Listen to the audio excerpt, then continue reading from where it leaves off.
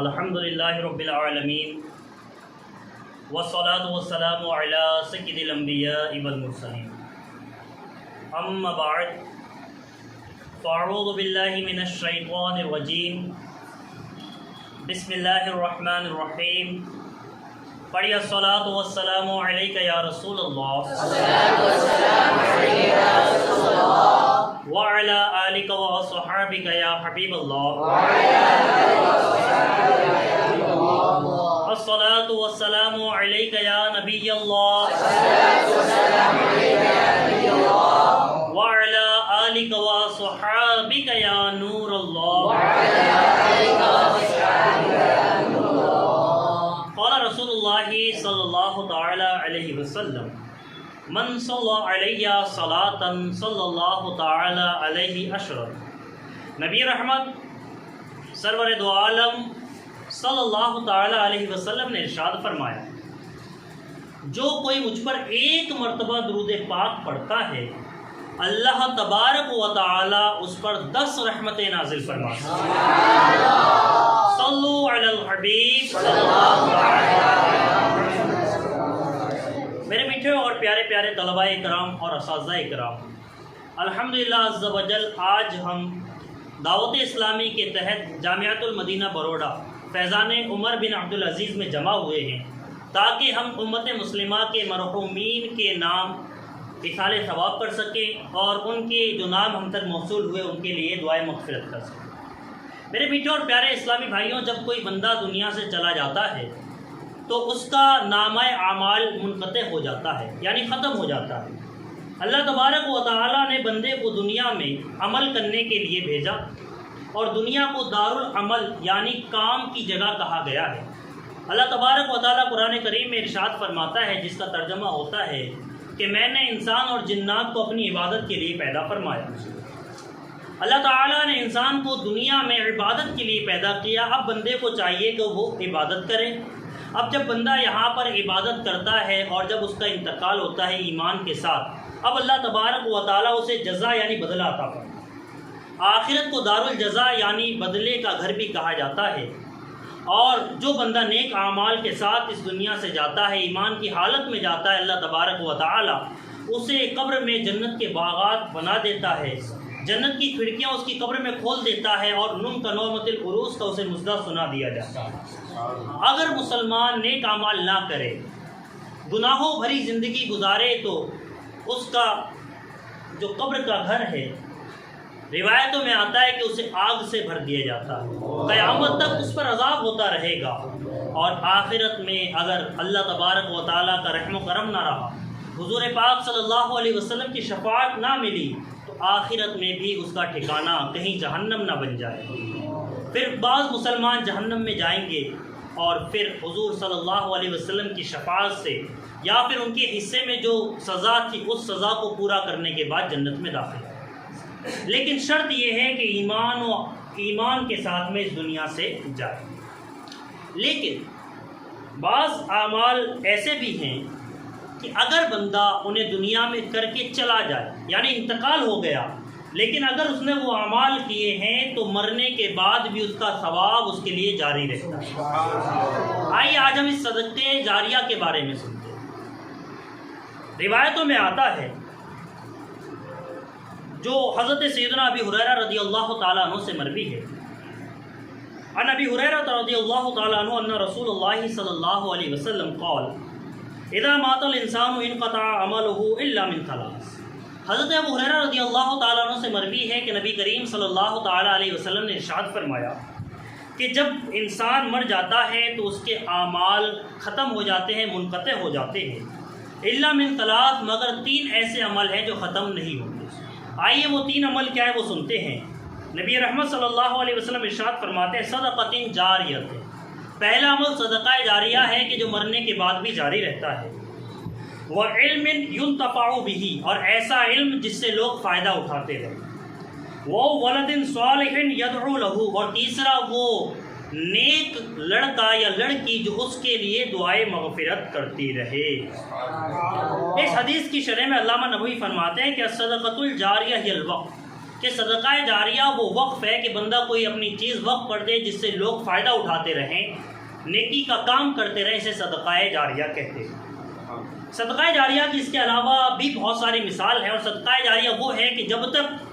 اس سے لوگ فائدہ اٹھاتے رہیں، اس پر لوگ عمل کرتے رہیں، وہ صدقہ کرنے والے کے لیے ثواب لکھا جاتا ہے۔ اور ایک اور صدقہ ہوتا ہے کہ جس کا ثواب باقی نہیں رہتا بلکہ ختم ہو جاتا ہے۔ مثال کے طور پہ کسی بندے نے اپنا کوئی مال فقیر کو دیا، مثال کے طور پہ میں نے ایک روٹی فقیر کو دے دی،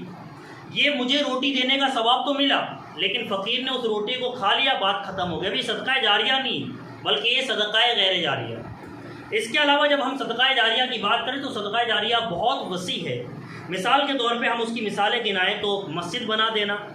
اسی طرح درخت لگا دینا کہ جب تک یہ درخت لگا رہے گا لوگ اس سے چھاؤں حاصل کرتے رہیں گے، اسے ثواب ملتا رہے گا۔ اسی طرح کنویں کو کھود دینا کہ جب تک لوگ اس سے پانی پیتے رہیں گے اسے ثواب ملتا رہے گا۔ اسی طرح کوئی کتاب چھپوا دینا، اس کو بٹوا دینا کہ جب تک لوگ قرآن پاک وہ کتاب پڑھتے رہیں گے اس کو ثواب ملتا رہے گا۔ اسی طرح علم کو عام کرنا، مثال کے طور پہ کسی مدرسے کو بنا دینا، کوئی عالم دین بن رہا ہے تو اس عالم دین بننے والے طالب علم پر خرچ کرنا، اس کے اخراجات اٹھا لینا کہ جب تک وہ پڑھتا رہے گا اسے ثواب ملتا رہے گا، جب وہ پڑھنے کے بعد اپنے دین کی تعلیم عام کرے گا انشاءاللہ یہ پڑھانے والے کو ثواب ملتا رہے گا۔ اسی طرح مدرسے میں اپنی رقم کو دینا، یہ بھی وہ کام ہے کہ مرنے کے بعد بھی انشاءاللہ اس کا فائدہ حاصل ہوتا رہے گا۔ نبی رحمت صلی اللہ علیہ وسلم سے روایت ہے، قول نبی رحمت صلی اللہ علیہ وسلم نے ارشاد فرمایا، ان مما یلحق المؤمن من عمله وحسناته بعد موته، بے شک اس میں سے کہ جو بندے کے ساتھ ملے رہتے ہیں اس کی نیکی اور اس کے حسنات اس کے مرنے کے بعد، علما علمہ ونشرہ، وہ علم کی جس کی تعلیم دی جائے اور اسے عام کیا جائے۔ یہ وہ علم ہے کہ بندہ مر بھی جائے لیکن اس نے جو علم عام کیا، جس کی تعلیم دی، اس کا ثواب اس کو ملتا رہے گا۔ دوسری بات جو بیان کی گئی وہ ہے ولدن صالحا ترکہ، وہ نیک لڑکا کہ جسے انسان چھوڑ کر چلا جاتا ہے، اس کے مرنے کے بعد بھی اس کا نیک لڑکا جو عمل کرتا رہے گا اس کا ثواب بھی میت کو پہنچتا رہے گا۔ وَمُصْحَفًا وَرَّثَهُ، اور وہ قرآن پاک جو اس نے وراثت میں چھوڑ دیا کہ جب تک اس کو لوگ پڑھتے رہیں گے انشاءاللہ اس کا ثواب اسے ملتا رہے گا۔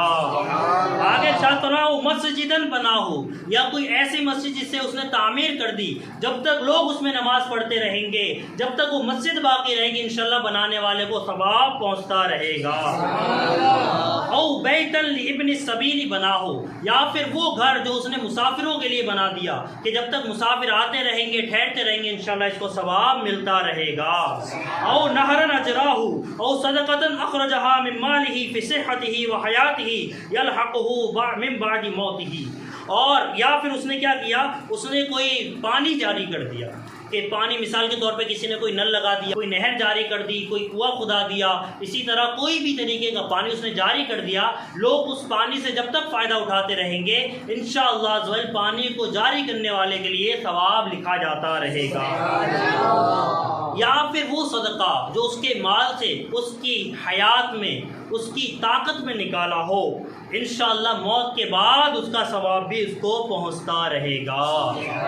میرے میٹھے اور پیارے اسلامی بھائیوں، الحمدللہ ہم نے صدقات جاریہ کے بارے میں سنا، تو صدقات جاریہ وہ صدقہ ہے کہ بندہ مر جائے اس کے بعد میں بھی اس کو ثواب ملتا رہتا ہے۔ ہمیں چاہیے کہ ہم سے جتنا ہو سکے ہم ایسا صدقہ کریں جو جاری رہے۔ کوشش یہ کرنا چاہیے ہم مسجد میں خرچ کریں، ہم اپنا مال مدرسے میں خرچ کریں، ہم اپنا مال طالب علم پر خرچ کریں، ہم اپنا مال جہاں ایسی جگہیں ہیں جہاں پر ہمارے مرنے کے بعد بھی کام ہوتا رہے نیکی کا، ہم وہ کام خرچ کریں۔ الحمدللہ عز و جل جب ہم ایسی جگہوں پہ خرچ کریں گے ہمارے لیے صدقہ جاریہ بنتا رہے گا۔ الحمدللہ عز و جل صدقہ جاریہ کرنے کا ایک بہترین جو جگہ ہے وہ دعوت اسلامی ہے۔ الحمدللہ دعوت اسلامی جامعۃ المدینہ بنا رہی ہے، الحمدللہ دعوت اسلامی مساجد بنا رہی ہے، اور الحمدللہ عز و جل دعوت اسلامی مدرسۃ المدینہ بنا رہی ہے۔ الحمدللہ مدرسۃ المدینہ میں لوگ حافظ قرآن بن رہے ہیں، جامعۃ المدینہ میں لوگ الحمدللہ عز و جل جامعہ میں پڑھ کر عالم دین بنتے ہیں۔ الحمدللہ اسی طرح ایک جامعۃ المدینہ دعوت اسلامی کا بروڈا کے شہر بروڑا کے محلہ تاندلجہ میں بھی چل رہا ہے۔ آپ تمام اسلامی بھائیوں کی بارگاہ میں عرض ہے کہ آپ سے ہو سکے تو آپ اپنی زکوٰۃ، فطرات، صدقات دعوت اسلامی کو دیں تاکہ ہم اپنے جامعۃ المدینہ میں آپ کے پیسوں کو خرچ کریں، اور جب تک ہمارے طلباء اکرام پڑھتے رہیں گے، جب یہ یہاں سے فارغ ہونے کے بعد دین کا کام کریں گے تو انشاءاللہ اس کا ثواب آپ کو پہنچتا رہے گا۔ ہم اس دنیا میں رہیں یا نہ رہیں، ہمارا انتقال ہو جائے، ہم قبر میں چلے جائیں، ہزاروں سال ہم کو گزر جائیں، لیکن انشاءاللہ عز و جل ہماری وجہ سے جو طلباء اکرام نے پڑھا، جب تک یہ سلسلہ چلتا رہے گا، چاہے 100 سال گزر جائیں، انشاءاللہ ہماری قبر میں اس کا ثواب پہنچتا رہے گا۔ تو آپ تمام کی بارگاہ میں عرض ہے کہ آپ بھی اسلامی بھائی اس میں خوب اپنا دام درہم قدم سخن اس میں حصہ لیں اور اپنی آخرت کو بہتر سے بہتر بنائیں۔ وما علینا الا البلاغ المبین۔ السلام علیکم ورحمۃ اللہ۔ صلوا علی الحبیب صلی اللہ علیہ وسلم۔